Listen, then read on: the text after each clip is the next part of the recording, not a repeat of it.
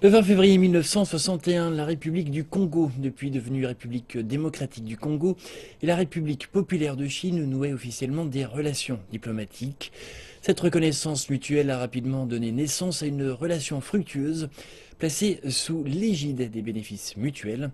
Écoutons tout de suite le témoignage d'un des acteurs de cette reconnaissance qui revient sur les débuts de la coopération sino-congolaise.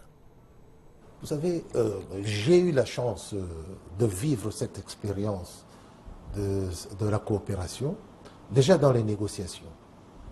Quand nous avons négocié, on voyait l'intérêt des deux parties. C'était dans le domaine qui intéressait les populations.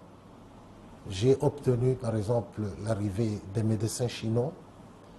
J'ai obtenu, dans le cadre de la coopération agricole, on a ouvert des missions agricoles à Kinshasa, à Lubumbashi, à Mbandaka, et on a vu comment travaillaient les coopérants chinois par rapport aux coopérants occidentaux. C'était un monde différent. Les Occidentaux, quand ils viennent, ils vivent en vase clos pour eux. Pour eux, ce qu'ils demandent, c'est des choses impossibles.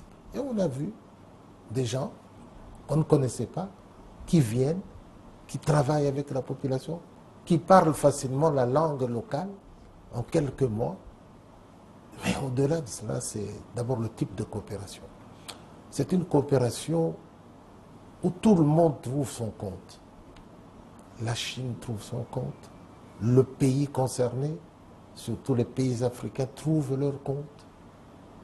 Ce n'est pas, comme on disait à l'époque, j'avais déjà dit, la coopération occidentale, c'était comme le mariage entre le cheval et le cavalier.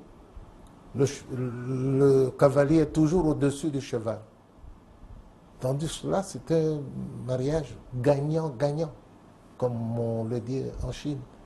Et là, vraiment, c'est une coopération modèle que nous avons pu établir avec la Chine.